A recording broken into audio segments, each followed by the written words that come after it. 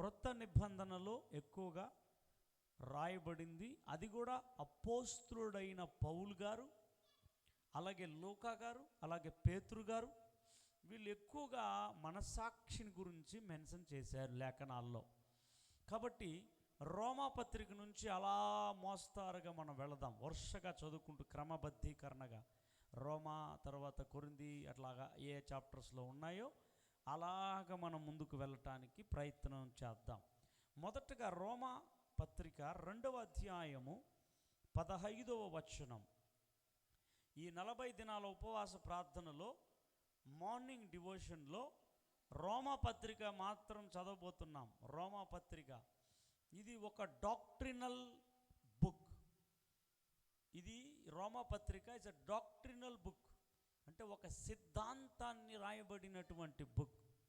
Romans epistles, ఆ Romans ఆ పత్రిక ఏంటంటే దేవుని కృప, దేవుని నీతి, దేవుని న్యాయం అనే అంశాల గురించి మాట్లాడే అద్భుతమైన పత్రిక. ధర్మశాస్త్రమునకు కృపకున్నటువంటి వ్యత్యాసం, దాన్ని రోమన్ చాప్టర్లో చదవబోతున్నాం. రేపటికి మార్నింగ్ డివోషన్ రోమా పత్రికను ఈ 40 దినాలు ధ్యానం చేసుకోబోతున్నాం. రోమా పత్రిక దాంట్లోనే ఒక వాక్యం, మనసాక్షి గురించి ఒక వాక్యం. 2వ అధ్యాయం 14వ వచనం 15వ వచనం మనం చూసినప్పుడు, ధర్మశాస్త్రం లేని అన్యజనులు స్వాభావికముగా ధర్మశాస్త్ర సంబంధమైన క్రియలను చేసిన ఎడల, ధర్మశాస్త్రము లేని వారైనను తమకు తామే ధర్మశాస్త్రం అయినట్టున్నారు. అలా ధర్మశాస్త్రం అయినట్టున్నారు అనే వాళ్ళ మనసాక్షి కూడా సాక్ష్యమిచ్చుచుండగాను వారి తలంపులు ఒకదాని మీద ఒకటి తప్పు మోపుచు లేక తప్పు లేదని చెప్పుచుండగాను, ధర్మశాస్త్ర సారము హృదయముల యందు రాయబడినట్టు చూపుచున్నారు. హల్లెలూయా. ఇక్కడ 2 విషయాలని పౌలు గారు చెప్తా ఉన్నాడు. ఒకటి ధర్మశాస్త్రం కలిగిన వారు, ఇంకొకటి ధర్మశాస్త్రం లేనివారు. ధర్మశాస్త్రం కలిగిన వారు, ధర్మశాస్త్రం లేనివారు. అయితే ఎవరు ధర్మశాస్త్రాన్ని కలిగి ఉన్నారు, ఎవరు ధర్మశాస్త్రాన్ని కలిగి ఉండలేదు అని అంటే, ధర్మశాస్త్రాన్ని కలిగిన వారు యూదులు, ధర్మశాస్త్రాన్ని పొందుకొనని వాళ్ళు అన్యజనులు. అన్యజనులు ఎవరు? యూదులకు తప్ప మిగతా ప్రపంచంలో ఉండే వాళ్ళందరూ అన్యజనులే. యూదులు తప్ప, వారిని ఇశ్రాయేలీలు అంటారు కదా, వాళ్ళని తప్ప, అబ్రహాము సంతానంలో వచ్చిన వాళ్ళు తప్ప మిగతా వాళ్ళందరూ అన్యజనులే. అయితే పౌలు గారి ద్వారా ధర్మశాస్త్రము లేని వారిని గురించి రాయబడి ఉన్నది. ధర్మశాస్త్రము లేని అన్యజనులు స్వాభావికముగా ధర్మశాస్త్ర సంబంధమైన క్రియలను చేసిన ఎడల వారు ధర్మశాస్త్రం లేని వారైనను తమకు తామే ధర్మశాస్త్రమైనట్టున్నారు. అంటే ధర్మశాస్త్రం ప్రత్యక్షంగా ఇవ్వబడింది యూదులకు, కానీ అన్యజనులకు ధర్మశాస్త్రం ప్రత్యక్షంగా ఇవ్వబడలేదు. అయితే ధర్మశాస్త్రము ఇవ్వబడకపోయినా కూడా వాళ్ళ మనస్సాక్షే ధర్మశాస్త్రం అయినట్టున్నది. అంటే ఇప్పుడు ధర్మశాస్త్రం నాకు లేదు అని తప్పించుకోవడానికి అన్యజనులకి వీలు లేదు. ధర్మశాస్త్రంలో ఏం చెప్తుంది? తప్పేదో ఒప్పేదో చెప్తుంది, అంతే ధర్మశాస్త్రం. ఆ ధర్మశాస్త్రంలో చెప్పే తప్పొప్పుల్ని దేవుడు దేంట్లో కూడా పెట్టి ఉండాడు? మనసాక్షిలో. హల్లెలూయా చెప్తారా? అక్కడ రాయబడింది చూడండి, 15వ వచనంలో, అట్టివారు మనసాక్షి కూడా ఏమిస్తుందంట? మనసాక్షి కూడా నన్ను గురించి నా మనసాక్షే సాక్ష్యం ఇవ్వగలదు. నేను మంచోడా చెడ్డోడా, నేను మంచి చేస్తున్నానా చెడ్డ చేస్తున్నానా, నేను నీతిగా ఉన్నానా న్యాయంగా ఉన్నానా, సరిగ్గా ఉన్నానా సరిగ్గా లేనా, సక్రమంగా ఉన్నానా వక్రంగా ఉన్నానా అని నా మనసాక్షి నా గురించే సాక్ష్యం చెప్పగలదు. హల్లెలూయా. చెప్తుంది అట్లా? చెప్పదా? మీకు లేదా మనసాక్షి? మీకు లేదనుకోండి, మీరు మృగాలే. అయితే మనసాక్షి లేనివారు మృగాలే. మనసాక్షి లేకపోతే ఏమవుతుందంటే తప్పు ఏదో ఒప్పు ఏదో తెలియదు. ఒక చిన్న మీకు అర్థం అవడానికి చెప్తున్నాను చూడండి. జంతువులకి తల్లి ఏదో బిడ్డలేదో తెలుసా? అందుకే వారి ఇష్టానుసారంగా ఉంటాయి. వారికి మనసాక్షి లేదు కాబట్టి జంతువులకి ఏం లేదు, మనసాక్షి లేదు. అందుకే అది ఇష్టంగా ఉంటుంది. తల్లి ఎవరో బిడ్డ ఎవరో ఏమవుదో తెలియలేదు. హల్లెలూయా. చెప్పని గట్టిగా హల్లెలూయా. కాబట్టి ధర్మశాస్త్రము లేని అన్యజనులు కూడా తప్పి ఏదో ఒప్పి ఏదో తెలుసుకోవచ్చు. ఎలా? మనసాక్షి. చెప్పండి, దేని ద్వారా? మనసాక్షి. అందుకే చివరిగా ఆయన రాస్తూ ఇలా చెప్పాడు, 15 చివరి మాటలో, ధర్మశాస్త్ర సారము తమ హృదయముల యందు రాయబడినట్టు చూపుచున్నారు. చూడండి, వీళ్ళకు ప్రత్యేకంగా ధర్మశాస్త్ర పుస్తకమే అవసరంలే. ఇప్పుడు ఏడదా రాయబడిందంట? హృదయముల యందు. అదే కనెక్షన్ నేను చెప్పాను కదా, మనసుకి హృదయానికి అనుసంధానంగా మనలో ఉన్న భావోద్వేగాలను, మనలో ఉన్న తప్పొప్పుల్ని వ్యక్తపరిచేదే మనసాక్షి. కాబట్టి నాకు ధర్మశాస్త్రం లేదు, అందుకని నేను దేవుణ్ణి తెలుసుకోలేదు అని ఎవ్వరు తప్పించుకోవడానికి వీలు లేదు. ఒకరికి ధర్మశాస్త్రం ద్వారా తెలుసుకోండి అని చెప్పాడు, ఇంకొకరికి మనసాక్షి ద్వారా దేవుణ్ణి తెలుసుకోవచ్చు. కాబట్టి లోకంలో ఎవ్వరు తప్పించుకోలేరు. దేవుడు మహాజ్ఞాని. హల్లెలూయా చెప్తారా? కాబట్టి మనసాక్షి మీకు ఇప్పటికే వాట్ ఈజ్ వాట్ అనేది అర్థమైపోయి ఉంటుంది. మనసాక్షి అంటే ఏంటో మీకు అర్థమైపోయి ఉంటుంది. గోత్రు అయిపోదాం మనసాక్షి గురించి. చాలా మనసాక్షుల గురించి ఉంటాయి. నిర్మలమైనది, పవిత్రమైనది, కపటమైనది, దోషమైనది, కల్మషమైనది. మళ్ళీ మనసాక్షిలో మళ్ళీ మంచి మనసాక్షి ఉంటుంది, చెడ్డ మనసాక్షి ఉంటుంది. ఇట్లాగన్నీ ఉన్నాయి మళ్ళీ మనసాక్షి లోపల. అది ఎందుకనంటే హృదయము మనస్సు పాడైతే మనసాక్షి కూడా అట్లాంటిది అనమాట. Based on. ఆమేన్. హల్లెలూయా. వెళ్దాం రండి ఒక్కొక్కటిగా. ఫస్ట్ రోమన్స్లో ఉండేది. నేను దీన్ని ఇంకా వర్షక్రమపరచలేదు, కానీ లేఖనానుసారంగా ఆ క్రమంలో చదువుకుంటూ వెళ్ళిపోదాం. దీన్ని నేను ఇంకా నోట్స్ రాస్తూ ఉన్నాను. థియాలజికల్ బుక్స్లో ఇది మనసాక్షి గురించి నోట్స్లో రాయాలి కనుక దీన్ని తీస్తూ ఉన్నాను. అయితే రోమపత్రికలో మరొక 2 మాటలు కూడా పౌలు గారు చెప్తూ ఉన్నారు. చూడండి, 9వ అధ్యాయము. అందరు కూడా 9వ అధ్యాయాన్ని మనం తీసుకున్నప్పుడు 3వ వచనం, పరిశుద్ధాత్మ యందు నా మనసాక్షి నాతో కూడా సాక్ష్యం ఇచ్చుచున్నది. సాధ్యమైన ఎడల దేహ సంబంధులైన నా సహోదరుల కొరకు క్రీస్తు నుండి కావాలంటే వేరై. అబ్బా, హల్లెలూయా. కఠినమైన మాట, కఠినమైన మాట ఇది. ఎవరు చెప్పగలరు అంటే ఆత్మల పట్ల పౌలు గారికి ఉన్నంత భారం ఎంత అంట, క్రీస్తు నుండి నేను వేరైపోయి శాపగ్రస్తుడైపోతాను అంటున్నాడు. ఎవరి కోసం అంట? నా సహోదరుల కొరకు. ఎవరు పౌలు గారి సహోదరులు? పౌలు గారి సహోదరులు ఎవరు అనంటే, పౌలు గారి సహోదరులు ఇశ్రాయేలీలు. హల్లెలూయా, ఆమేన్ చెప్తారా? పౌలు గారి యొక్క సహోదరులు ఎవరు? చూడండి 11వ అధ్యాయం 1వ వచనంలో మీకు అర్థమవుతుంది పౌలు గారు ఎవరు అనే మాట ఆయనే చెప్పుకుంటున్నాడు.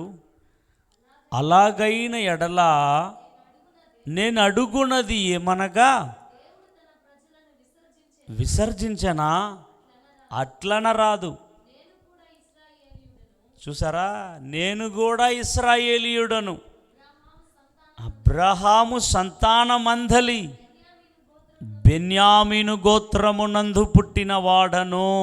హల్లెలూయా. తన్ను చెబుతా ఉన్నాడు. ఇప్పుడు గమనించండి, పౌలు గారు ఎవరి నిమిత్తమై? నా సహోదరుల నిమిత్తమై. ఎందుకనంటే మీరు 9వ అధ్యాయం 1వ వచనంలో, నాకు బహు దుఃఖమును నా హృదయములో మానని వేదనయు కలవు. ఎందుకు? ఎవరిని బట్టి? తన సహోదరులను బట్టి. ఎందుకు? తన సహోదరులు కృప అయిన యేసు వైపు కాక ధర్మశాస్త్రం వైపే ఉండిపోయినారు ఇశ్రాయేలీలు. అందుకే బాధపడుతున్నాడు పౌలు గారు. అయ్యో, కృపలోకి రాలేదే, ఆ కృపమయుడిని తెలుసుకోలేదే, ధర్మశాస్త్రం వల్ల ఎవడు నీతిమంతుడు కాలేడే, ధర్మశాస్త్రం వల్ల ఎవడు ఏం కాలే, ధర్మశాస్త్రం తెయ్యజాలకపోయేనే, దాన్నే పట్టుకొని నా సహోదరులు వేలాడుతూ ఉండారే. అందుకే మానని వేదన దుఃఖం కలుగుతూ రాస్తున్నాడు ఈ మాట, ఈ లేఖ. అప్పుడు చెప్పిన ఒక మాటే మనసాక్షి గురించి 9వ అధ్యాయం 3వ వచనంలో, పరిశుద్ధాత్మ యందు నా మనసాక్షి నాతో కూడా సాక్ష్యం ఇచ్చుచున్నది. హల్లెలూయా. ఏది సాక్ష్యం ఇచ్చుచున్నది? నాతో కూడా. మీ మనసాక్షి మీ గురించి ఏం చెప్తుంది? ఎప్పుడైనా అడిగారా కూర్చొని? ఎప్పుడైనా అడగండి మీ మనసాక్షి. నీ మనసాక్షి నీ మీద నేరారోపణ మోపకపోతే నీవు ధన్యుడవు. గుర్తుపెట్టుకో ప్రియమైన వారలారా. కాబట్టి పరిశుద్ధాత్మ యందు నా మనసాక్షి అని రాస్తున్నాడు. నాతో కూడా ఏమిస్తూ ఉంది? సాక్ష్యం ఇస్తూ ఉంది. సాక్ష్యం చెప్తాదంట మనసాక్షి. ప్రియమైన దేవుని బిడ్డలారా, కాబట్టి మంచి సాక్ష్యాన్ని చెప్పేది మనసాక్షే, చెడు సాక్ష్యాన్ని చెప్పించేది కూడా మనసాక్షే. కాబట్టి ఈ మనసాక్షి కూడా పరిశుద్ధంగా ఉండాలి. మనసాక్షి ఎప్పుడు పరిశుద్ధంగా ఉంటుంది? మనస్సు, హృదయం పరిశుద్ధమైనప్పుడు. ఇంకో మాట చూద్దాం, రోమపత్రిక 13:5. రోమపత్రిక 13:5.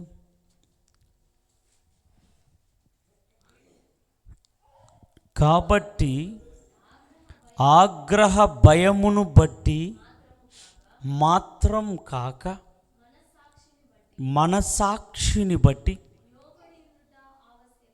లోబడి ఉండుట ఆవశ్యకము. లోబడుట గురించి చెప్తా ఉన్నాడు పౌలు గారు. లోబడుట. చాలామంది జీవితములలో మనస్సులో కానీ హృదయంలో కానీ గర్వం, అతిశయం ఉంటే వారు లోబడరు. గమనించండి, ఎవరికైనా ఇక్కడ లోబడుట అనే విషయాన్ని భార్య భర్తల లోబడుట గురించి చెప్పినటువంటి లేఖనం కాదు. ఎప్పుడు ఎవరికి అనంటే 13 మొదటి వచనంలో, ప్రతి వాడును పై అధికారులకు లోబడి ఉండవలెను. ఏలయనగా దేవుని వలన కలిగినది తప్ప మరి ఏ అధికారము లేదు ఈ భూమి మీద. ఉన్న అధికారములు దేవుని వలననే నియమింపబడి ఉన్నవి. కాబట్టి అధికారమును ఎదిరించువాడు దేవుని నియమమును ఎదిరించుచున్నాడు.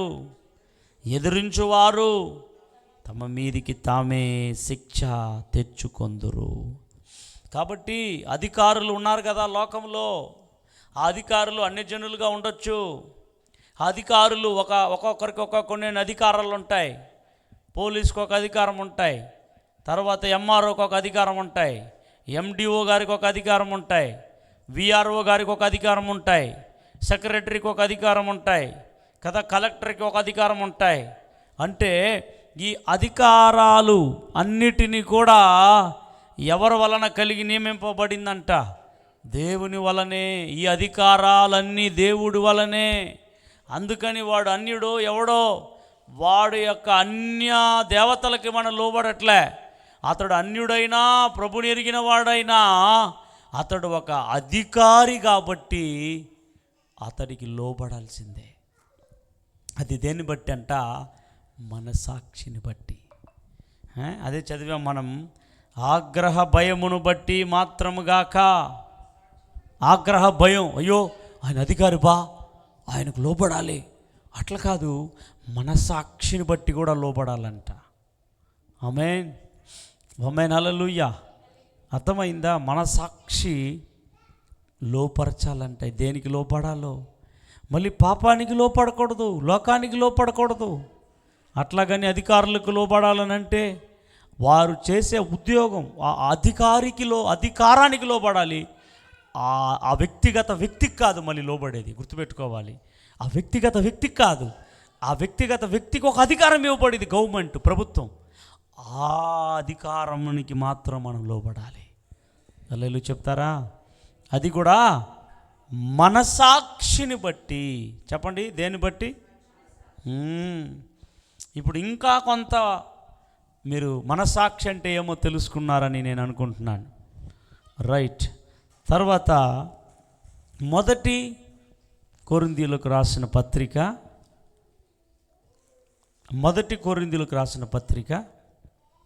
8వ అధ్యాయంలో ఎదుటి వారిని బట్టి మీ మనస్సాక్షి ఎలా ఉండాలి అని పౌలు గారు చెప్తున్నాడు. ఎదుటి వారిని బట్టి మీ మనస్సాక్షి 8వ అధ్యాయం 7వ వచనం నుండి 10వ వచనం వరకు ఉన్న లేఖన భాగాల్ని మనం చూద్దాం. అయితే అందరి యందు ఈ జ్ఞానం లేదు, కొందరిది వరకు విగ్రహాన్ని ఆరాధించేవారు గనుక భుజించే పదార్థములు విగ్రహాలకు బలి ఇవ్వబడినవని ఎంచి భుజించుదురు. ఇందువలన వారి మనస్సాక్షి బలహీనమైనదై అపవిత్రమగుచున్నది. హల్లెలూయా, ఆమేన్ చెప్తారా గట్టిగా? విగ్రహములకు బలి ఇవ్వబడిన ఆరాధించారు, తర్వాత భుజించు పదార్థాలు విగ్రహాలకు బలి ఇవ్వబడిన అని ఎంచి భుజించుదురు. అట్లాగే ఎంచి భుజించే వాళ్ళంట వారి మనస్సాక్షి బలహీనమై, అప్పుడు మనస్సాక్షి కూడా ఏమవుతుందంట? బలహీనమవుతుంది. అందుకే విగ్రహాలకు బలి ఇచ్చిన వాటిని తినకూడదు. తిన్నప్పుడు మన లోపల ఏదో ఒకటి లోపల మాట్లాడుతూ ఉంటుంది. అందుకే జాగ్రత్త. దేవునికి స్తోత్రం. అలా చెబుతూ మనసాక్షిని గురించి అలాగ మాట్లాడతాడు పౌలు గారు. చూడండి ప్రియ దేవుని బిడ్డలారా, భోజనమును బట్టి దేవుని ఎదుట మనము మెప్పు పొందము, తినకపోయినందున మనకు తక్కువ లేదు, తినినందున మనకు ఎక్కువ లేదు. అయినను మీకు కలిగి ఉన్న ఈ స్వాతంత్రము వలన బలహీనులకు అభ్యంతరము కలగకుండా చూచుకొనుడి. ఏలయనగా జ్ఞానము గల నీవు విగ్రహాలయమందు భోజన పంక్తిని కూర్చుంటగా ఒకడు నిన్ను చూచిన ఎడల ఆ వ్యక్తి మళ్ళా బలహీనమైన మనసాక్షి కలిగిన వాడుగా నిన్ను చూస్తే అవతల వ్యక్తి పదార్థములను తినుటకు ఆల్రెడీ అవతల వ్యక్తి ఎలాగున్నాడు? బలహీనముగా ఉన్నాడు. చెప్పండి, అవతల వ్యక్తి ఎలా ఉన్నాడు? ఒకవేళ అరే పాస్టర్ గారే తింటున్నారు, నేను కూడా తింటానని తిన్నాడు అనుకో, వాడు ఆల్రెడీ ఏంగా ఉన్నాడంట మనసాక్షిలో. ఇప్పుడు ఆల్రెడీ అది తింటే పైన రాయబడింది, తినువాడు ఏమవుతాడంట? బలహీనుడును అపవిత్రుడు అవుతాడు. అప్పుడు జాగ్రత్తగా ఉండాలి. విగ్రహాలకు బలి ఇచ్చిన వాటిని స్తోత్రం చేస్తున్నాయి చాలామంది చెప్తూ ఉంటారు. అందుకని ఇతరులు బలహీనులుగా ఉంటారు అని గుర్తుంచుకొని ఇతరుల బలహీనతను బట్టి నువ్వు ఏం చేయకూడదు. నువ్వు బలహీనమవుతావు, అవతల వ్యక్తి బలహీనమవుతాడు. తర్వాత 11వ వచనం అంటాడు, అందువలన ఎవని కొరకు క్రీస్తు చనిపోయెనో ఆ బలహీనుడై అయిన నీ సహోదరుడు నీ జ్ఞానాన్ని బట్టి. ఎవరి కొరకు చనిపోయినాడు? ఆ బలహీనుని కొరకు కూడా యేసయ్య చచ్చిపోయినాడు కదా. ఇప్పుడు నీ యొక్క జ్ఞానాన్ని బట్టి అతడు ఏమవుతాడు? నశించిపోతాడు. అందుకే జాగ్రత్త, నశించిపోకుండా చూసుకోవాలంట. ఇలాగు సహోదరులకు విరోధముగా పాపము చేయుట వలనను వారి బలహీనమైన మనసాక్షిని నొప్పించుట వలనను మీరు క్రీస్తునకు విరోధముగా పాపము చేయవారగుచున్నారు. హల్లెలూయా, హల్లెలూయా. క్రీస్తుకు విరోధముగా. అందుకే జాగ్రత్త. విగ్రహములకు బలి ఇచ్చిన వాటిని నువ్వు తిన్నా, నువ్వు తినేది ఇంకో బలహీన మనసాక్షి కలిగే వాడు చూసినా వాడు ఇంకా ధైర్యం తెచ్చుకొని ఇంకా యమాఫుల్గా తింటాడు వాడు. హల్లెలూయా. నేను తిన్నది మీరు చూశారనుకో, అబ్బా పాస్టరే తింటున్నాడు, నేను తింటే ఏమబ్బా అని తింటారు. అప్పుడు నా ద్వారా నన్ను బట్టి మీరు బలి అర్పించిన వాటిని తినడానికి ధైర్యం తెచ్చుకొని తింటారు. అలా తినడం వల్ల మీరు ఇంకా బలహీనలు అవుతారు. అలా తినడం వల్ల మీరు ఇంకా అపవిత్రులు అవుతారు. అప్పుడు మీరు నాశనానికి వెళ్తారు. అలా నేను చేస్తే అది పాపము. హల్లెలూయా. ఉందా మాట? 12లో ఉంది కదా మాట. ఇలాగ సహోదరులకు విరోధముగా పాపము చేయుట వలన. నువ్వు తినిపించలే, నువ్వు తిన్నావు, అవతల వ్యక్తి చూశాడు విగ్రహాలకి అర్పించింది. అప్పుడు నువ్వు అతనిని ఏమిగా చేస్తున్నావు? అక్కడ రాయబడింది, అతడు ఏం చేస్తున్నావనంట? పాపము చేయుట వలన వారి బలహీనమైన మనసాక్షిని నొప్పించుట వలనను మీరు. నొప్పించుట అనే దగ్గర గాయపరుచుట అని రాయబడింది. గాయపరచబడుట వలనను మీరు క్రీస్తునకు విరోధముగా పాపము చేయువారగుచున్నారు. హల్లెలూయా. మీరు తీసుకోవద్దు, ఇతరులను కూడా ఏం చేయొద్దు, తీసుకునే దానికి ప్రోత్సాహం చేయొద్దు, ఆప్షన్ ఇవ్వద్దు. తీసుకుంటే తీసుకో అని చెప్పొద్దు, తీసుకోకూడదు అని చెప్పు. అలాగా నువ్వు చెప్పగలిగితే నువ్వు ఆ బలహీనమైన మనసాక్షి గలవాన్ని బలపరిచిన వాడు అవుతావు. లేదంటే నువ్వు తీసుకో నీ ఇష్టం అని చెప్పావనుకో, అతన్ని బలహీనుడుగా నువ్వు చేస్తున్నావు అని అర్థం. అది దేవుని దృష్టిలో పాపం. ఇది ఈ మనసాక్షి ఇతరుల ఎదుట, ఇతరుల యొక్క మనసాక్షిని మనం ఏం చేయకూడదంటే నొప్పించకూడదు. చెప్పండి చెప్పండి గట్టిగా. నొప్పించకూడదు, గాయపరచకూడదు. హల్లెలూయా. తరువాత ఇలాంటి ఒక సన్నివేశాన్ని పౌలు గారు తదుపరి కూడా రాస్తున్నాడు. ఆ లేఖనాన్ని కూడా చదివేసుకుందాము. ఇక్కడ 8వ చాప్టర్లో రాసినటువంటి పౌలు గారు మళ్ళీ కాస్త కొంత అట్లా సాగి 10వ చాప్టర్లో మళ్ళీ రాస్తున్నాడు మనసాక్షి గురించి, ఎదుటివారి మనసాక్షి గురించి. మళ్ళా విగ్రహారాధన జోలి మళ్ళీ వస్తుంది, మళ్ళీ రాస్తున్నాడు. చూడండి 10వ అధ్యాయం 24వ వచనం మొదలుకొని 29వ వచనం వరకున్న వాక్య భాగాలలో మనసాక్షి గురించి రాస్తున్నాడు. ఎవడును తన కొరకే కాదు ఎదుటివాని కొరకు మేలు చేయ చూచుకొనవలెను. 24వ వచనం చూడండి.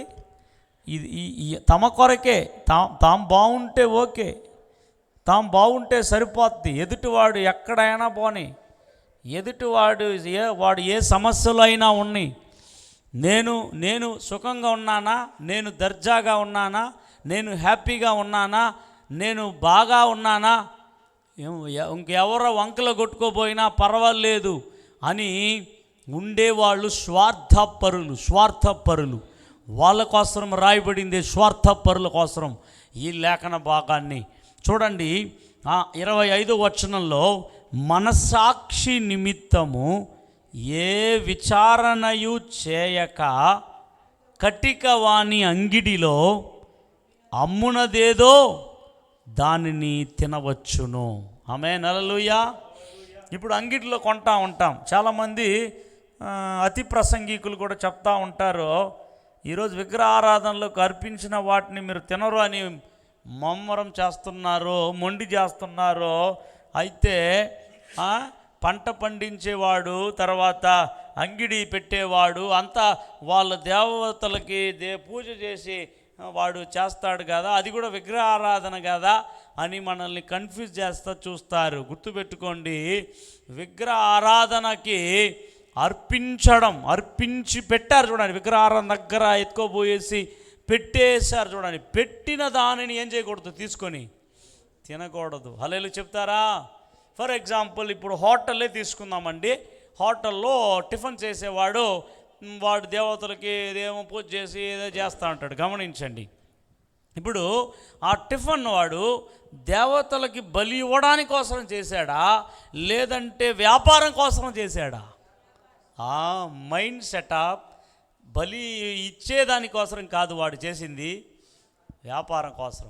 అలా వ్యాపారం బాగా జరగాలని వాడు వాళ్ళ దేవునికి పెడుతున్నాడు, మొక్కాడు, అపార్ట్ సమ్ తీసుకున్నాడు. అలా చెప్తారా? అది గమనించాలి. ఇప్పుడు ఏదైతే తీసి ముందర పెడతాడో అర్పిస్తాడో దాన్ని తినకూడదు మనం. అయితే వ్యాపార నిమిత్తమై వాడు చేసినది మనము ఏం చేయాలంటే ఇక్కడ రాయబడింది క్లియర్గా, మనసాక్షి నిమిత్తము ఏ విచారణ చేయకుండా కటికవాణి అంగిడిలో అమ్మునది ఏదో దానిని. ఎంత అద్భుతంగా చెప్పాడు చూడండి. ఇంత స్పష్టంగా ఉంటే యూట్యూబుల్లో దీంట్లో ఒకడు తినొచ్చని ఒకడు తినకూడదని ఎన్ని తతంగాలు దీనికి. ఇంత స్పష్టంగా రాశాడు పౌలు గారు పరిశుద్ధాత్మ ప్రేరణ ద్వారా. ఇవన్నీ చదవాలి, చదివితే అర్థమవుతుంది. ఏదో ఒక మూల వాక్యం తీసుకొని చదివేసి దానికి ఒకడు మాట్లాడితే ఇంకొకడు కౌంటర్ వేసేది, దానికి డిబేట్లు పెట్టేది. బాబా ఈరోజు దేవుని యొక్క నామం వీళ్ళ ద్వారానే దూషించబడతా ఉంది. ఎంత క్లియర్గా మెన్షన్ చేస్తున్నాడు చూసారా? తర్వాత వచనాన్ని మనం చూద్దాం పదండి. భూమియు దాని సంపూర్ణతయు ప్రభువునవై ఉన్నవి. ఆమేన్. ఎందుకు మాట మెన్షన్ చేశాడు అక్కడ తెలుసా? ఒరే నాయనా, భూమిలో ఉండేవన్నీ ఆయనదేరా, దాన్ని తీసుకోబోయేసి వాళ్ళు పండిస్తున్నారు, దాని ద్వారా అన్నీ చేస్తున్నారా? కాకపోతే ఆయనదే సమస్తం, దాన్ని తీసుకుపోయి ఏడబెట్టుతున్నారు వాళ్ళు గ్రహాలు. అది తినొద్దు. మిగతాదంతా పరిశుద్ధమే, మిగతాదంతా దేవుడిచ్చిందే. హల్లెలూయా. బియ్యం ఎవరిచ్చిందే? వడ్లు వరి ఎవరిచ్చిందే? దేవుడే మొలిపించాడు. హైందవుడు తీసుకున్నా, ముస్లిం తీసుకున్నా, ఇంకా దేవుని ఎరగని వాళ్ళు ఎవరు తీసుకున్నా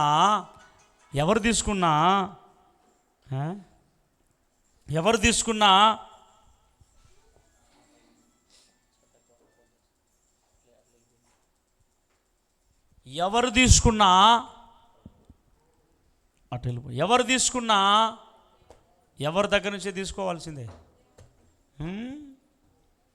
వాడు పెడుతున్నాడు చూడండి బొమ్మలకి, విగ్రహాలకి, అవి ఏమీ సృష్టించలేదు. హల్లెలూయా. ఆమె చెప్పాలా? భూమియు దాని పరిపూర్ణతయు ప్రభువునివై ఉన్నది. ప్రభుదే, వాడు పెట్టే విగ్రహాలది కాదు. అంటే దేవునిది తీసుకుపోయి వాళ్ళ బొమ్మలకు పెడుతున్నాడు. అది అపవిత్రం. హల్లెలూయా. దాన్ని తినకూడదు. అందుకే ఈ మాట మెన్షన్ చేస్తున్నాడు పౌలు గారు. తర్వాత మాట రాయబడింది 27వ వచనంలో, అవిశ్వాసులలో ఒకడు మిమ్మును విందునకు పిలిచినప్పుడు వెళ్ళుటకు మీకు మనస్సుండిన ఎడల మీకు వడ్డించినది ఏదో దానిని గూర్చి మనస్సాక్షి నిమిత్తం ఏ విచారణయు చేయక తినుడి. హల్లెలూయా. ఫర్ ఎగ్జాంపుల్, మీ ఇంట్లో అన్యజనులు పిలుస్తారు, అవిశ్వాసులు పిలుస్తారు, మీ సహోదరుడో సహోదరు ఎవరో పిలుస్తారు. ఏ విచారణ చేయకుండా మీరు తినొచ్చు మనస్సాక్షిని బట్టి. హల్లెలూయా. ఆమెన్ చెప్తారా? ఆమేన్. హల్లెలూయా. విచారణ చేయక తినేయాల. అయితే ఎవడైనను మీతో ఇది బలి అర్పింపబడినదని చెప్పిన ఎడలా అట్లు తెలిపిన వాని నిమిత్తమును మనసాక్షి నిమిత్తమును తినకుడి. హల్లెలూయా చెప్తారా? గమనించాలి.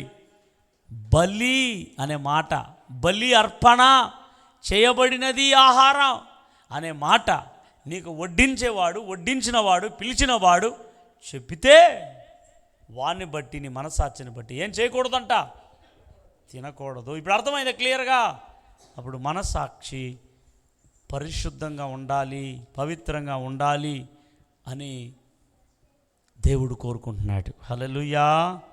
చెప్పండి గట్టిగా, హల్లెలూయా.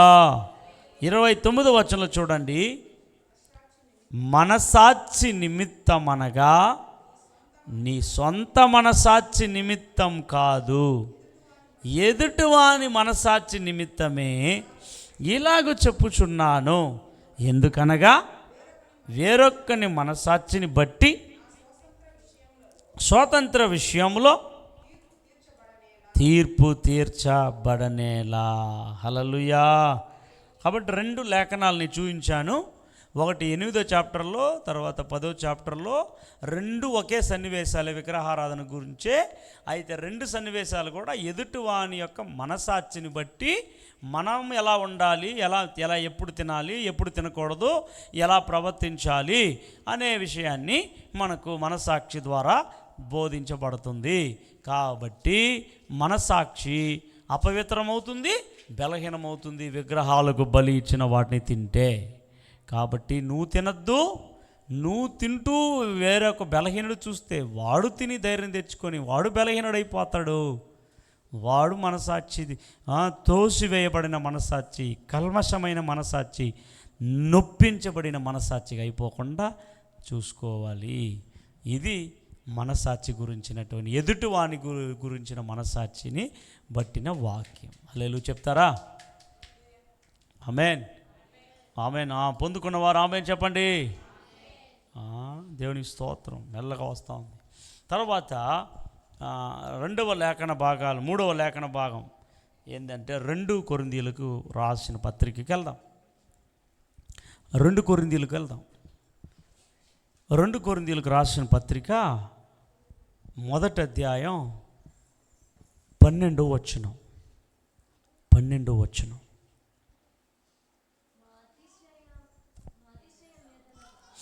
మా అతిశయం ఏదనగా లౌకిక జ్ఞానమును అనుసరింపక దేవుడు అనుగ్రహించు పరిశుద్ధతతోను నిష్కాపట్యముతోను దేవుని కృపనే అనుసరించి లోకంలో నడుచుకొంటిమనియు విశేషముగా మీ ఎడలను నడుచుకొంటిమనియు మా మనసాక్షి, హల్లెలూయా, ఇది వ్యక్తిగత మనసాక్షి సాక్ష్యం ఇస్తూ ఉందని పౌలు గారు మెన్షన్ చేస్తున్నాడు. తర్వాత 2 కొరింథీయులు 5వ అధ్యాయం 11వ వచనంలో, కావున మేము ప్రభు విషయమైన భయము నెరిగి మనుషులను ప్రేరేపించుచున్నాము. మేము దేవునికి ప్రత్యక్షపరచబడిన వారము, మీ మనస్సాక్షులకు కూడా నమ్ముచున్నాము. హల్లెలూయా, మీరు అలా ప్రత్యక్షపరచబడ్డారు కొరింథీ సంఘమా అని నేను నమ్ముతున్నాను అని పౌలు గారు మెన్షన్ చేస్తున్నాడు ఆ మాటని. 2 కొరింథీయుల్లో పెద్దగా మనకు కనపడదు, కానీ తన వ్యక్తిగత మనసాక్ష్యాన్ని గురించి వెల్లడి చేయబడిన లేఖనమే 2 కొరింథీయులకు రాసిన పత్రికలో మనం చదువుకున్నాం. అయితే ఇప్పుడు మనం ముందుకు వెళదాం. యాక్చువల్గా అపోస్తుల కార్యంలో 2 విషయాలు ఉన్నాయి, చదవలేదు, కానీ ఇప్పుడు పౌలు గారిని బట్టి వచ్చింది కాబట్టి ఇప్పుడు చదువుదాం. అపోస్తుల కార్యములు 23వ అధ్యాయము 1వ వచన భాగాన్ని, అపోస్తుల కార్యముల గ్రంథము 23వ అధ్యాయము 1వ వచనం. పౌలు మహాసభ వారిని తేరిచూచి, సహోదరులారా, నేను నేటి వరకు కేవలము మంచి మనసాక్షి గలవాడనై నడుచుకొనుచుంటినని చెప్పెను. పౌలు గారిని విచారించుటకు, పౌలు గారి మీద దోషారోపణ చేయుటకు పౌలు గారు మహాసభ వారి ఎదుట మాట్లాడినప్పుడు మంచి మనసాక్షి గలవాడై నడుచుకొంటిని అని మాట్లాడుతున్నాడు. మనం కూడా వాతవేయబడిన మనసాక్షి కాదు, కల్మషమైన మనసాక్షి కాదు, బలహీనమైన మనసాక్షి కాకుండా, అపవిత్రమైన మనసాక్షి కాకుండా మంచి మనసాక్షి కలిగి నడుచుకోవాలి అని పౌలు ద్వారా నేర్పిస్తున్నాడు. అలాగే అపోస్తుల కార్యములో 24వ అధ్యాయము 16వ వచనం,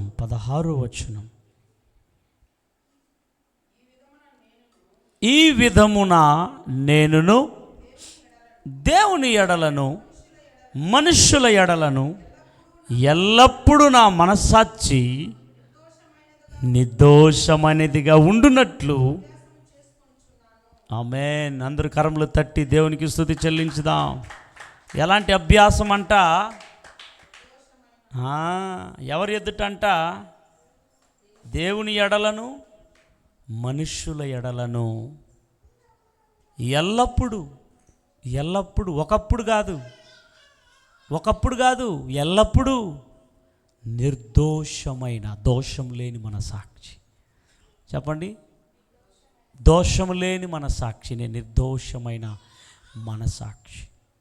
ఇవన్నీ పౌలు గారు తన వ్యక్తిగత జీవితంలో నుండి చెప్తా ఉన్నాడు. పౌలు గారు మనసాక్షి మాత్రం కాకుండా ఎందుకు చెప్తున్నాడు ఇవన్నిటినంటే, మీరు కూడా అట్టి మనసాక్షిని కలిగి ఉండాలి. వెరీ గుడ్, హల్లెలూయా. అట్టి మనసాక్షిని మీరు కలిగి ఉండాలి. మనసాక్షి గురించి ఎన్ని విషయాలు మనకు దాగి ఉన్నాయి. ఆంథ్రోపాలజీలో ఇవన్నీ చదువుతూ ఉన్నాం. దీనన్నీ వర్షక్రమం చేయాలి, నేను రాయాలి వాటి మీద నోట్స్. కేవలం ధ్యానం చేసి మీ దగ్గరికి తీసుకొచ్చాను, రైట్. తర్వాత మనం చూసినప్పుడు సమయం వేగంగా వెళుతుంది. తర్వాత మనము అపోస్తుల కార్యంలో పౌలు గారి గురించి కాబట్టి ఇది ముగించిన తర్వాత ఇంకా పౌలు గారు చాలా విషయాలు అనేక పత్రికలో చెప్పటాన్ని ఇంక నుంచి అట్లాగ వెంబడించి మనం చదవబోతున్నాం. తర్వాత ఇది అయిపోయిన తర్వాత మనం చదవలసినటువంటి లేఖన భాగం ఏంటి అని అంటే తిమోతిలకు రాసినటువంటి మొదటి తిమోతికి రాసిన పత్రిక, మొదటి తిమోతిలకు రాసిన పత్రిక మొదటి అధ్యాయము 5వ వచనం. ఉపదేశ సారం. ఉపదేశంలో ఒక సారం ఉంటుంది, సారం. ఆ ఉపదేశ సారం అంటే ఏమనగా పవిత్ర హృదయం నుండి, మంచి మనసాక్షి నుండి, నిష్కపటమైన విశ్వాసము నుండి కలిగే ప్రేమయే ఉపదేశం. ఉపదేశం అంటే ఏమనుకున్నారు? ఏదో ఒకటి ఎత్తుకొని చదివేది కాదు, ఏదో ఒకటి చెప్పేది కాదు. ఉపదేశ సారం ఏంటంటే ఆ ఉపదేశంలో ఉండాల్సిన సారం మొట్టమొదటిది పవిత్ర హృదయం, మంచి మనసాక్షి, నిష్కపటమైన ప్రేమ. చెప్పండి, 3. ఉపదేశం యొక్క సారం ఏంది చెప్పండి? మొట్టమొదటిది పవిత్ర హృదయం, మంచి మనసాక్షి, నిష్కపటమైన ప్రేమ కదండి. విశ్వాసం నుండి కలుగు ప్రేమయే. హల్లెలూయా చెప్తారా? కాబట్టి ఈ మూడు చాలా ప్రాముఖ్యమైనది.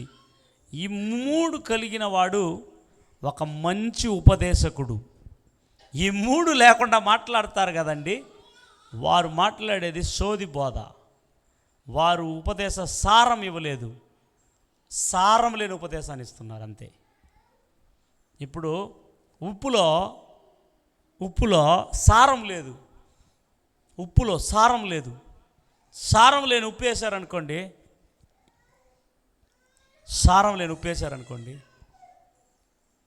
రుచి వస్తుందా?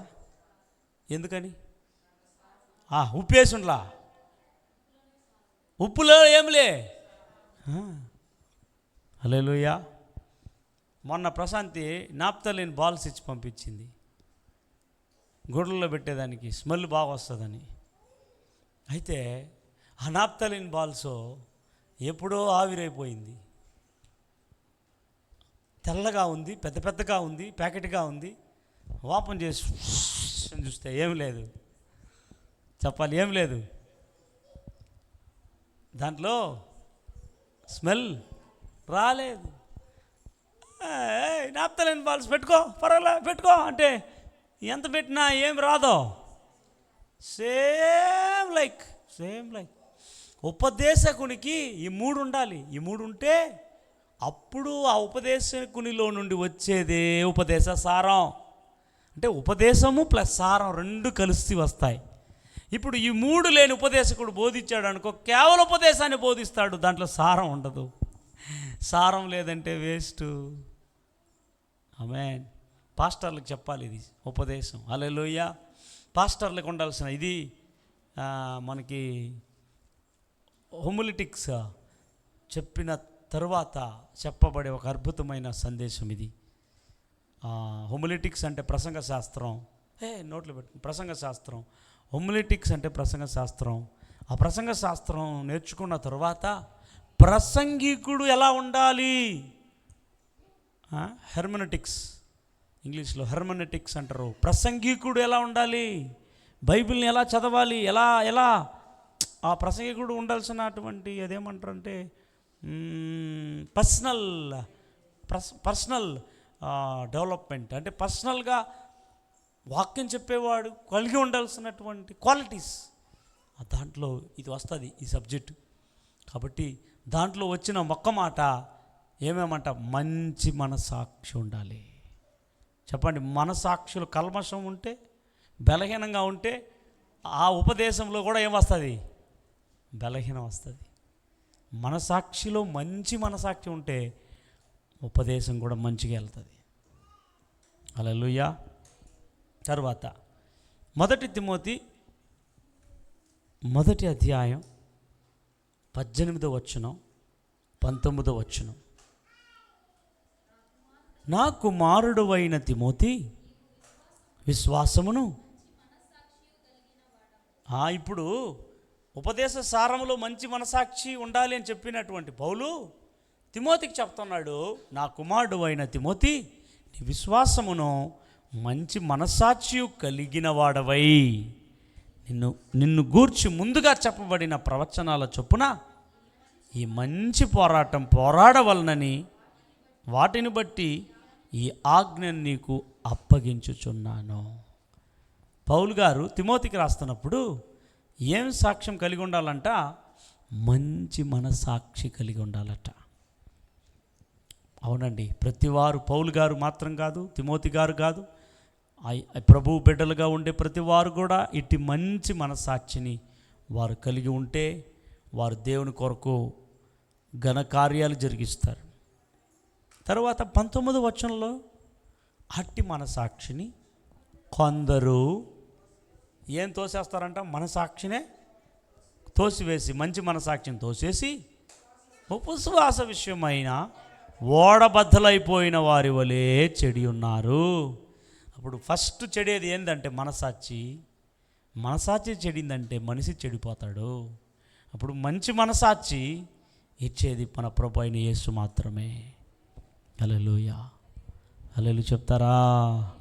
కాబట్టి మొదటి తిమోతి మొదటి అధ్యాయం 18, 19 వచనాలు చదువుకున్నాం. అదే మొదటి తిమోతి 3వ అధ్యాయం 9వ వచనంలో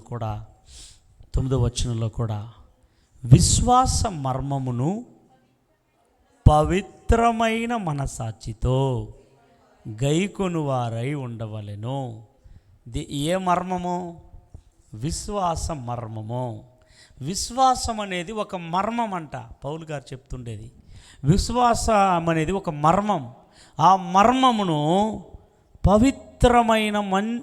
పవిత్రమైన మనసాక్షితో గైకొను వారై ఉండాలంట. అప్పుడు గైకొనే వాళ్ళకు కూడా ఏం ఉండాలంట? పవిత్రమైన మనసాక్షి. వాక్యం వినేవాళ్ళకి పవిత్రమైన మనసాక్షి ఉండాలంట. పౌలు గారు చెప్తా ఉన్నారు. తర్వాత 4వ అధ్యాయం మొదటి తిమోతి 4వ అధ్యాయం 3వ వచనం. ఆ అబద్ధికులు వాతవేయబడిన మనసాక్షి గలవారై వివాహాన్ని నిషేధించుతారు. సత్య విషయమై జ్ఞానము గల నిశ్వాసులు చెల్లించి పుచ్చుకొను నిమిత్తము దేవుడు సృజించిన ఆహార వస్తువులను కొన్నిటిని తినుట మానవలని చెప్పుచుంటారు. హల్లెలూయా. ఇంకా మనము మొదటి వచనం కూడా 2వ వచనం కూడా చదివితే ఎవరు వాళ్ళు అని అర్థమవుతుంది మనకి. అయితే కడవరి దినములలో కొందరు అబద్ధికుల వేషధారణ వలన మోసపరచు ఆత్మల యందు దయ్యముల బోధ యందును లక్ష్యముంచి విశ్వాస భ్రష్టులగుదురని తేటగా చెప్తా ఉన్నాడు. కడవరి కాలంలో విశ్వాస భ్రష్టులు అవుతారంట. దయ్యాల బోధ ఏం బోధ? దయ్యముల బోధ యందు లక్ష్య పెడతారంట. అమ్మా, మీరు వింటున్న బోధ దేవుని బోధన, దెయ్యాల బోధనా? గమనించి వినాలా. బోధించే బోధనలన్నీ దేవుని బోధ కాదు. దయ్యాల బోధలు ఎక్కువైపోయినాయి. క్రీస్తుని తక్కువ చేసే బోధనలు ఎక్కువైపోయినాయి. క్రీస్తు దైవత్వాన్ని ప్రశ్నించే బోధలు ఎక్కువైపోయినాయి. క్రీస్తు శరీర ధారణని ప్రశ్నించే బోధలు ఎక్కువైపోయినాయి. ఇవన్నీ దయ్యాల బోధ. తండ్రిని కుమారుణ్ణి ఒప్పుకొనని వీడే క్రీస్తు విరోధి. అందుకే జాగ్రత్త. వాళ్ళంట అబద్ధికులంట. వాత వేయబడిన మనస్సాక్షి వాళ్ళకు ఉండటం వల్ల వివాహమును నిషేధిస్తారంట. వివాహాన్ని నిషేధించటం అంటే ఏంటి అర్థం అంటే, నువ్వు వివాహం చేసుకోకూడదు, వివాహం చేసుకోకుండా ఉంటేనే నువ్వు పరిశుద్ధుడు, వివాహం చేసుకోకుండా ఉంటేనే నువ్వు పరలోకం వెళ్తావు, వివాహం చేసుకోకుండా ఉంటేనే నువ్వు సేవ చేయగలుగుతావు. ఇంకా ఇట్లా చెప్తా ఉంటారు. మీ పాస్టర్ పెళ్లి చేసుకున్నాడు, మా పాస్టర్ పెళ్లి చేసుకోలేదు. ఓరే స్తోత్రం, హల్లెలూయా. మా పాస్టర్లంతా పెళ్లి చేసుకోలేని పాస్టర్లు, మీ పాస్టర్లంతా పెళ్లి చేసుకున్న పాస్టర్లు. చూడండి, గమనించండి, ఇక్కడ క్లియర్గా రాయబడింది, వివాహమును నిషేధిస్తారు. వివాహమును నియమించింది దేవుడు, ఇప్పుడు దేవుని నియమాన్ని ధిక్కరిస్తున్నారు. గుర్తుపెట్టుకోవాలి. వివాహమును నిషేధిస్తారు, వివాహాన్ని మానుకోమంటారు, వివాహ జీవితాన్ని కూడా అలక్ష్యం చేస్తారు. వివాహాన్ని రిజెక్ట్ చేసేవాళ్ళు వాత వేయబడిన మనసాక్షి గలవారు. వీరు అబద్ధికులు అవ్వడానికి, దయ్యాల బోధ వైపు తిరిగిపోవడానికి ఆస్కారం ఉంటుందంట. జాగ్రత్తగా ఉండాలి. నిషేధిస్తారంట. ఈ ఈ ఈ ఈ యొక్క దైవ నియమం కాదా వివాహం అనేది? నరుడు ఒంటరిగా ఉండుట మంచిది కాదు అంటే, వీడు ఉండొచ్చు అని అంటే అప్పుడు దేవుడికే బోధించగలవాడా? దేవుడికే జ్ఞానాన్ని నేర్పగలవాడా? అది గుర్తుపెట్టుకో. వివాహము చేసుకోవాలని దేవుడు నియమిస్తే దాన్నే వద్దంటే ఎట్లా? దేవుని చట్టానికి విరుద్ధమైనది, దేవుని నియమానికి అది ఆపోజిట్గా సాతాను యొక్క ప్రగాఢమైన పన్నాగం అది. అందుకనే వాళ్ళ మనసాక్షి వాత వేయబడింది. ఇప్పుడు మీ కమ్మి తీసుకొని వాత వేస్తే ఎట్లుంటుంది? బాగుంటుందా? సూపర్గా ఉంటుందా? ఎట్లుంటుంది వాత వేస్తే? అట్లా మనసాక్షి కూడా వాత వేయబడి ఉంటుందంట. మనసాక్షిని నొప్పించుకొని ఉంటారంట వాళ్ళు. గుర్తుపెట్టుకో, వివాహము దేవుడు చేత నియమించబడింది. వివాహం చేసుకోవాలా చేసుకోకూడదా అనేది వ్యక్తిగత పర్సనల్. దేవుడు కొంతమందిని అలాగా సమర్పించుకోమంటాడు, అది దేవుడు చెప్పాలి డైరెక్ట్గా. అలా చెప్పిన వారు సమర్పించుకొని ఉండొచ్చు, తప్పులేదు. కానీ వాత వేయబడిన మనసాక్షితో వాళ్ళు, మేము చూడు పెళ్లి చేసుకోవాలా మీరు కూడా చేసుకోకూడదు అంటే అలా కాదు, సరి అయినది కాదు. వివాహం అనేది పాపం అనుకుంటున్నారు చాలామంది. వివాహ వ్యవస్థని తప్పుగా అర్థం చేసుకుంటున్నారు చాలామంది. వివేచన లేని వారు, అజ్ఞానులు. జ్ఞానులు ఏం చేస్తారంటే, ప్రభు ఏం చెప్తాడో వాటన్నిటిని ఘనముగా ఎంచుతారు. రెండవది ఏం చేస్తారంటే, వాళ్ళు అనేక వస్తువులని కొన్నిటిని తినుట మానవలనని చెప్పి ప్రసంగం చేస్తారు. ఇది తినకూడదు, అది తినకూడదు, అలా మానాలని ప్రసంగం చేస్తారు. దీన్ని తీసుకొచ్చి విగ్రహాలకు అంటి పెట్టకూడదు, మళ్ళీ విగ్రహాలకి అంటి పెడతారు చాలామంది. హల్లెలూయా. వాత వేయబడిన మనసాక్షి. కాబట్టి ఇది అన్నమాట. తర్వాత 2 తిమోతిలో ఒక మాట, 1వ అధ్యాయం 3వ వచనం. 1వ అధ్యాయం. నా ప్రార్థనలయందు ఎడతెగక నిన్ను జ్ఞాపకం చేసుకొనుచు నీ కన్నీళ్లను తలచుకొని కలుగుటకై నిన్ను చూడవలెనని అపేక్షించుచు విశ్వాసమును జ్ఞాపకం చేసుకొని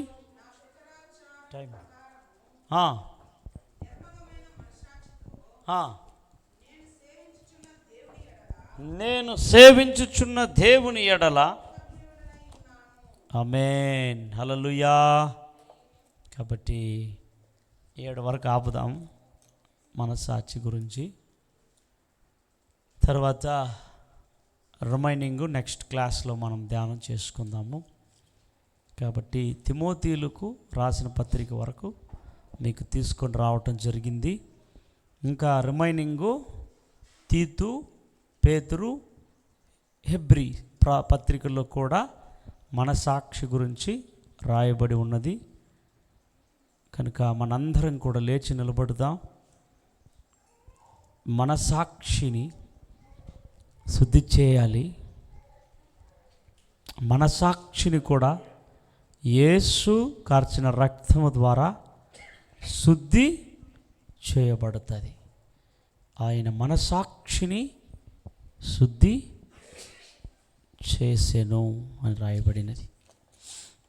మన యేసన్న గారు రాసిన పాటలో యేసు రక్తము రక్తము అనే పాటలో 2వ చరణంలో మనసాక్షిని శుద్ధి చేయును మన యేసయ్య రక్తము, మన శిక్షను తొలగించెను, సంహారమునే తప్పించెను అనే ఈ మాట ఒక పాట పాడి ఈ దినపు బైబిల్ స్టడీ 40 దినాల ఉపవాస ప్రార్థన యొక్క మొదటి దినము మనము ముగిస్తూ అందరు కళ్ళు మూసుకుందాం.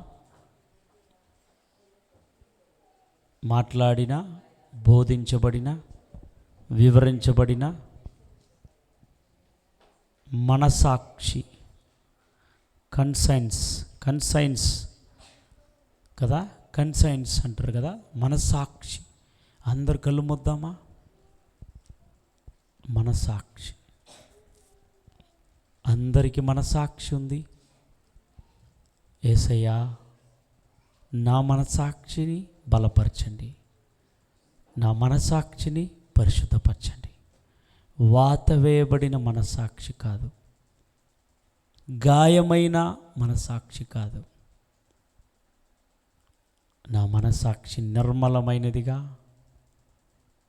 పవిత్రమైనదిగా, మంచి మనసాక్షిగా మార్చు ప్రభా. అందరూ మనసాక్షిని శుద్ధి చేయమని అడుగుతామా? మనసాక్షిని శుద్ధి చేయును మన యేసయ్యా రక్తము, మనసాక్షిని శుద్ధి చేయును మన యేసయ్యా రక్తము, మన శిక్షను తొలగించెను, సంహారమునే తప్పించెను. మన శిక్షను తొలగించెను, సంహారమునే తప్పించెను. యేసు రక్తము రక్తము రక్తము, యేసు రక్తము రక్తము రక్తము, యేసు రక్తము రక్తము రక్తము, అమూల్యమైన రక్తము, నిష్కళంకమైన రక్తము, అమూల్యమైన రక్తము, నిష్కళంకమైన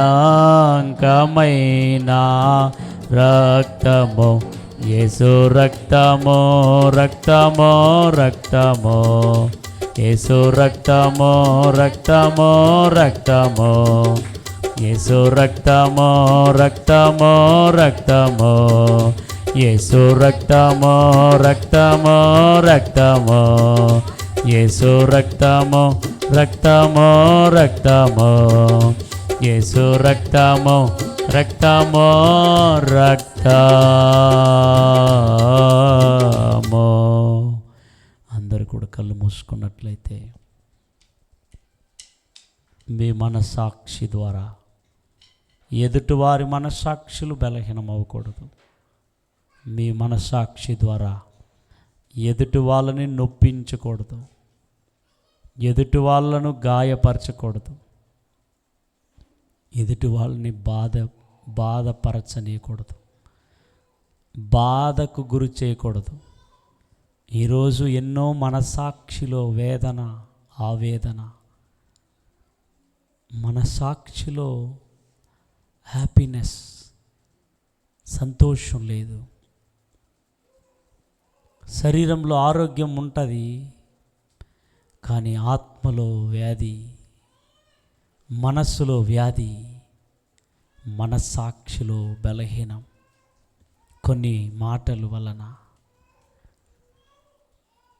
కొన్ని చేష్టల వలన నీ ద్వారా ఇతరుల మనస్సాక్షి బలహీనపరిచారా, బలపరుస్తున్నారా? ప్రభు అడుగుతున్నాడు, నీ యొక్క మాటల ద్వారా, నీ మనస్సాక్షి ద్వారా దేవుడికి మహిమ రావాలి. ఇతరుల మనస్సాక్షులు బలహీనులైన వారు బలపరచబడాలి. కల్మషమైన మనస్సాక్షులు పవిత్రపరచబడాలి. యేసు రక్తం మాత్రమే మనస్సాక్షిని శుద్ధి చేయగలదు. యేసు రక్తం మాత్రమే శుద్ధి చేయగలదు. Thank you Lord. మనస్సాక్షిని శుద్ధి చేయి ప్రభా, మనస్సాక్షిని శుద్ధి చేయి ప్రభా. నీ రక్తంతో ఇక్కడ కూడి వచ్చిన, ఈ స్టడీలో, ఈ ప్రేయర్లో పార్టిసిపేట్ అయిన ప్రతి వారితో మీరు సూటిగా మాట్లాడారు. హృదయపు లోతులో చొచ్చుకొని పోయినట్లు మాట్లాడారు. ఈ మాటల చేత పవిత్రమైన, నిర్మలమైన మనస్సాక్షులుగా మీరు మార్చండి.